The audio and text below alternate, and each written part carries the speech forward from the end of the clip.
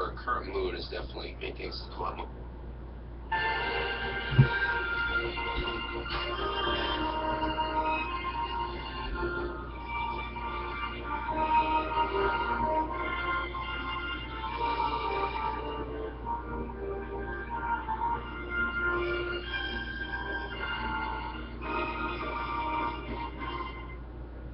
Hello and welcome, I'm Graham Sheldon.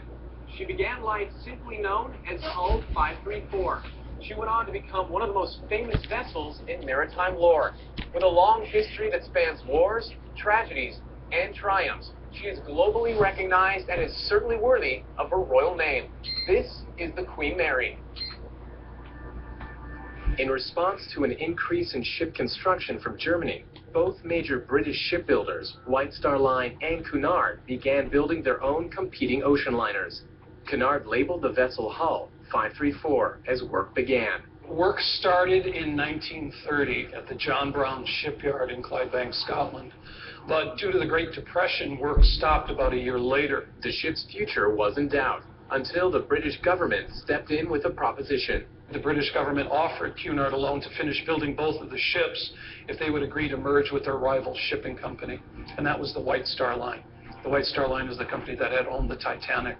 Because of the Depression, it put everybody out of work. So the only way the British government felt that they could finish building the Queen Mary and the Queen Elizabeth was to have the two largest companies combine into one.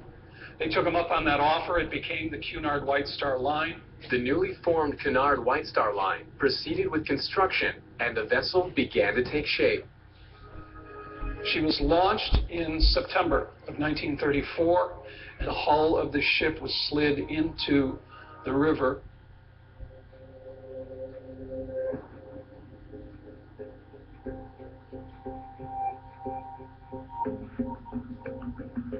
Cunard Line originally wanted to name this ship the Queen Victoria, after Queen Victoria. And so the president of Cunard went to the king and said, we want to name the ship after England's most beloved queen. And King George looked at him and said, oh, my wife will be so happy to hear that, his wife being Queen Mary. So the story goes that they couldn't change their mind at that point, and she became known as the Queen Mary. And the Queen Mary was born. But her original mission wasn't to become one of the world's most famous passenger liners. Since Cunard began, they were in the business of hauling mail. And they thought, as long as we've got a cross with mail, we may as well throw up a few staterooms and take some passengers with. It was totally an afterthought. It became the very chic way to travel to Europe. The new Queen Mary was so impressive in size that the British public quickly made the vessel its premier ocean liner. Back then, each country, they took great pride in their flagship. Every country had a ship that they touted. The Queen Mary was always intended to have a design that would appeal to citizens of Britain, and nowhere is the same more evident than in the interior passages of the ship. They wanted her to reflect a very English country kind of manor type feeling. This is why they used so much wood. There are 56 different types of wood veneer used in the interior decoration of the ship, harvested from all over the British Empire. The Queen Mary, many people don't realize that she's one of the largest collections of original Art Deco artwork and architecture anywhere in the world. The chief designer of this ship was Sir John Brown. The interiors, the work was farmed out to a lot of artists and artisans. There were over 30 artists and artisans that were commissioned by the British government to create the artwork and the Art Deco architecture in the ship. After the interior furnishings were complete and the final touches were placed on the vessel, the Queen Mary began her first journey. She set sail on her maiden voyage May 27, 1936. The arrival on her maiden voyage on June 2nd of 1936 into New York Harbor, she was flower bombed with white carnations, and police and fire vessels came out to meet her. I mean, it was a huge arrival. The Queen Mary so impressed the public, partially because of the scale of the mammoth vessel. Queen Mary is 1,019.5 feet long, 118 feet wide, 185 feet high. She contained 12 decks. She weighs 81,237 gross tons. She's approximately twice the size of the Titanic. The Titanic could fit almost 2 times inside the Queen Mary. She usually carried 2,000 passengers and 1,200 crew members per crossing. When the Queen Mary, Royalty on the Seas, returns, we'll discover her wartime role during the dangerous Atlantic crossings. Welcome back. Throughout the 1930s, the fame of the Queen Mary continued to grow as she carried many of society's elite across the Atlantic in the height of style. But the mission of Cunard White Star's most prized ocean liner was about to change as the world moved closer to war. On September 3rd of 1939, World War II began in Europe.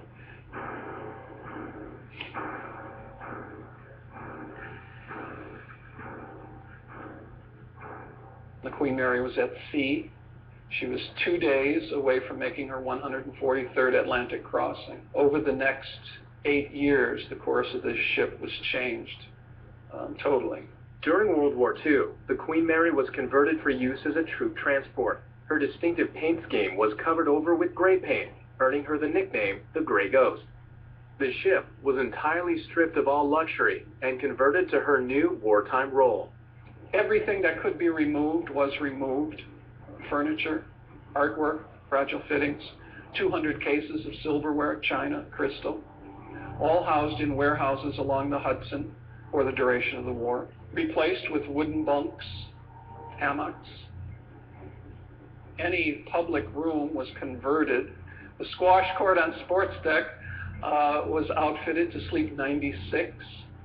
The gymnasium, 88. With her conversion to war complete, the Queen Mary was tasked with carrying large amounts of soldiers to Europe. Her tremendous size meant that entire divisions could be transported aboard.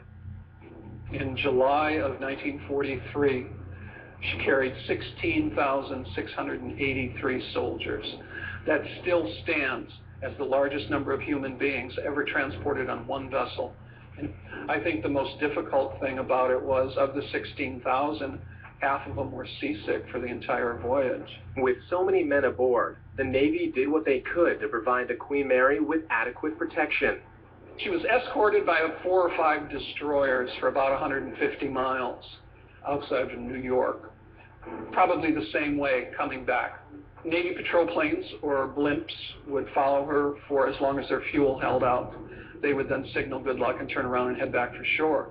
It was at that time that the Queen Mary was left alone to cross the Atlantic until she was met by her British escorts off the coast of Ireland. Nobody could keep up with her because she was so fast. Her speed was her greatest defense, and that made the vessel difficult to track by enemy ships. As division after division arrived to fight in Europe, the Axis powers grew more desperate to destroy the ship. Adolf Hitler, as well as the Emperor of Japan, put up a $250,000 bounty, plus the Iron Cross with oak leaves, to any submarine captain who would sink the Queen Mary just to get her out of the way. She was on a zigzag pattern. She was on a different course every 8 minutes. She was going in a different direction every 8 minutes. And they never knew what course they would be steering until after they left port. However, the dangers of World War II would not escape the Queen Mary entirely. As she plotted her complicated course across the Atlantic, tragedy struck. In October of 1942, the Queen Mary was approaching the coast of Ireland about 2 o'clock in the afternoon, and one of her escort cruisers, the HMS Curacao, was approaching starboard side forward end. They were not aware of the exact zigzag patterning that the Queen Mary was steering, and they attempted to cut in front of the Queen Mary just as the Queen Mary was turning into the direction of the Curacao. And the force of the Queen Mary sliced that smaller vessel into 2 pieces, killing 338 of the 439-member crew. After the collision, the Queen Mary was unable to pick up the survivors. She was under orders never to stop for any reason whatsoever. So the 101 survivors of the Curacao were rescued by other escort vessels who had been in the vicinity at that time.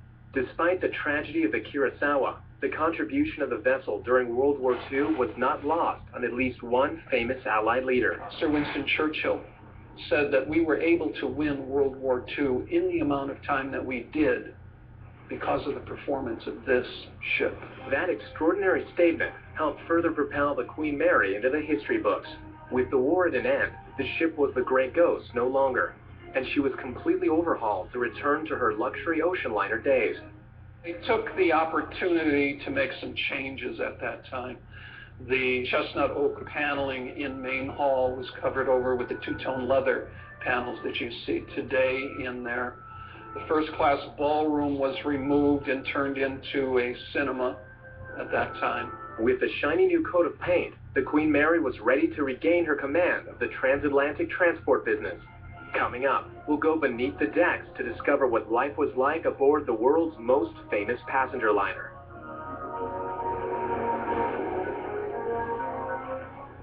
Imagine a world without any limitations.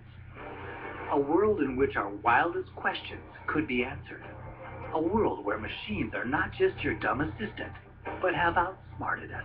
AIs will be able to emulate all the features of human intelligence.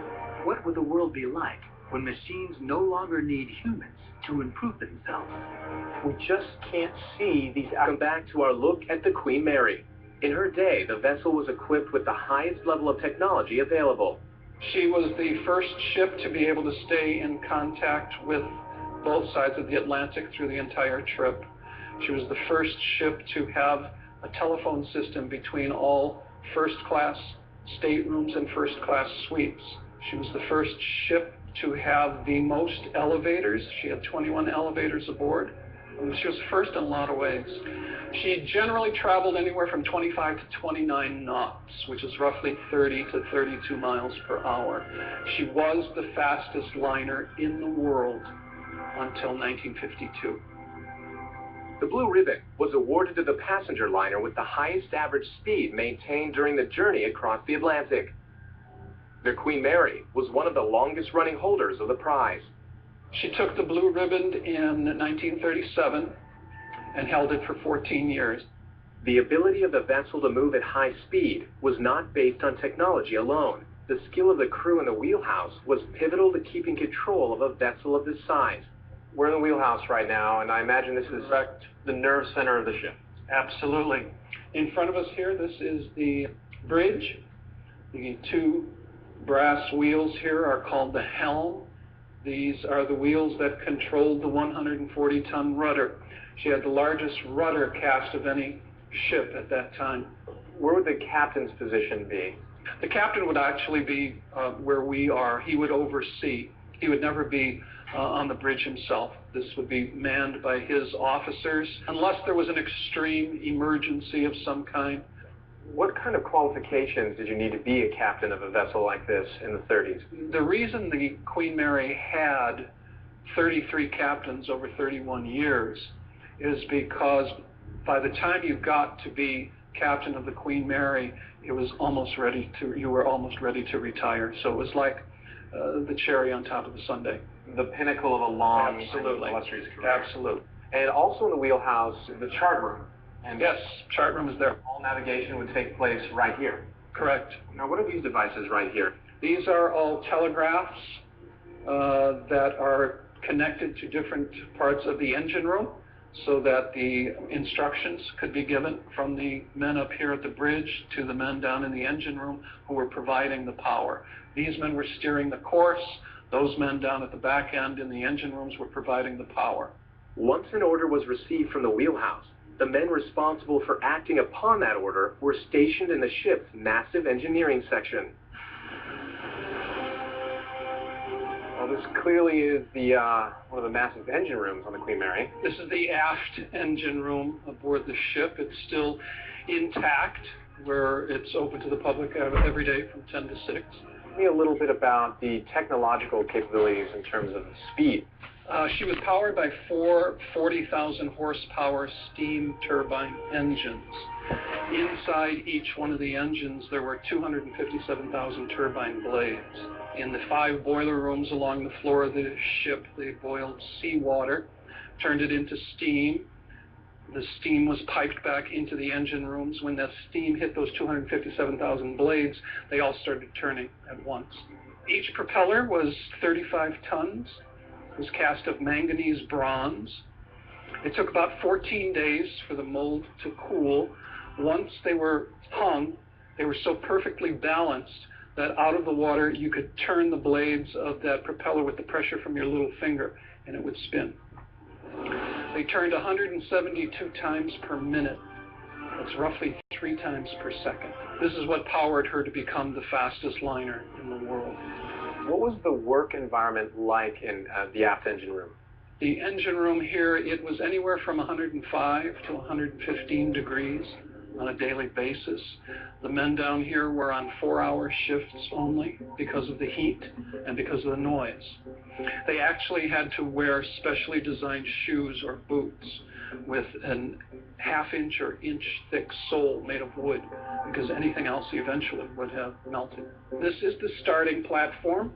All of these instruments and gauges and telegraphs were connected to the bridge. The captain's men in the bridge where we started were steering the course. They had to stay in constant communication with the men down here who were providing the power. Now, Will, was this post aboard the Queen Mary considered to be one of envy? I mean, is this a job that people wanted? I don't know that any of the engineers were envied. Aside from the heat and the noise, it was a very dirty job. I have to say most people that worked aboard the Queen Mary, from what we have learned in the logs and the diaries and the return visits, everyone pretty much loved working aboard the ship. She really was very well thought of, and she was the favored of all the Cunard liners. She may have been the favored vessel in the Cunard line, but the days of traveling the Atlantic in high luxury were coming to an end. The jet age was approaching, and it would change the Queen Mary forever. Air travel literally put her out of business. It really started to hit seriously in the 60s. There was a December crossing that only had 444 passengers, so things were getting pretty bad. When she first set sail in 1936, it cost about $26,000 a day to operate the Queen Mary. In 1967, it was over $75,000. The Queen Mary's operating costs meant that the future was bleak for the vessel, and if an answer couldn't be found soon, the ship might be scrapped for good. Welcome back to our look at the legendary passenger liner, the Queen Mary. During her long history, the ship has experienced a number of unexplained disturbances, so much so that she's been called one of the most haunted places in North America. The haunted nature of this ship, the paranormal aspects are based in the history of the ship. There are a couple documented deaths on the ship. People claim to hear things. A lot of banging and clanging, sometimes screaming during the nights in certain areas of the ship. People claim to see images. One of the images that is very popular is an image of a little girl, about 6 or 7 years old, long blonde hair, always something on her head, a bonnet or a hat of some kind. She's seen in porthole windows. She's seen in the boiler room. She's been seen in the hallways, the passageways of the hotel. The room most associated with the hauntings is room 340. This was a room that was in service in 1971 when the Queen Mary opened as a hotel. Because of so many reports of strange things going on, like water turning on and off by itself in the bathroom, lights going on. Then at that point, they took the room off the roster and closed it to the public. Ongoing research on the past events in room 340 had failed to shed any light on the paranormal activity taking place. In fact, the room had no history of disturbances until historians made a startling discovery. They say there was a short notation in a logbook in 1948 that in room B226, they found a third-class passenger dead in bed. And they never found out what he died from, but what they did find out was cabin B226 was later changed during the conversion to cabin B340. Another disturbing place aboard the Queen Mary is the isolation ward at the aft portion of the vessel. This area was used to house travelers with highly contagious diseases that might be easily spread amongst the close quarters of a ship at sea. The space was also used as a confinement area for German prisoners of war during World War II. But it is the swimming pool where the highest percentage of sightings occur on the ship. It is no longer in service, and the pool has since been drained. Well, Will, this is the famous and I should say a little infamous swimming pool area. This is the first-class swimming pool, 22 feet wide, 35 feet long. It's hard to imagine today, but during World War II, the pool was converted to a sleeping space, which held 110 bunks.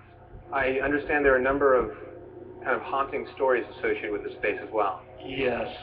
According to psychics and paranormal researchers who have been aboard to study on the ship, they claim that behind that wall at the aft end of the ship, there were 18 dressing boxes, and somewhere in that area lies a vortex.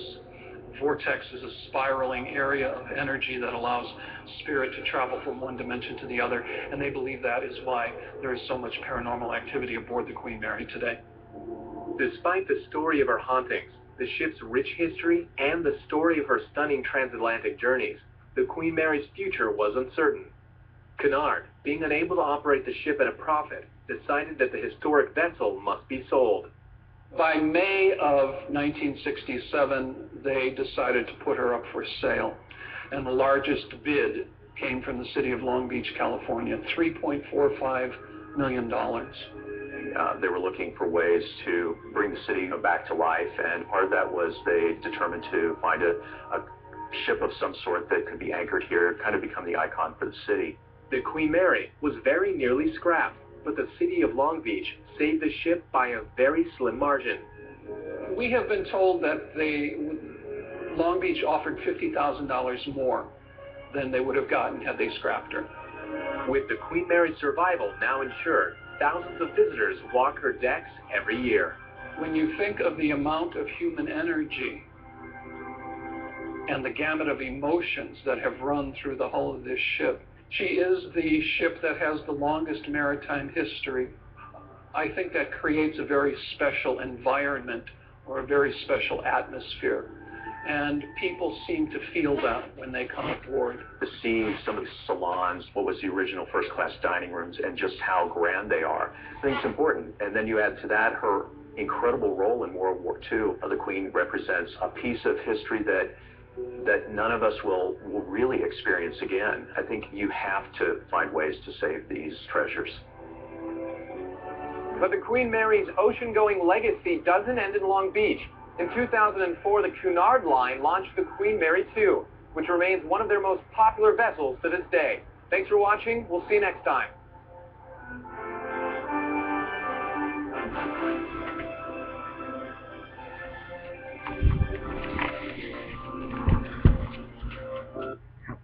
Everyone?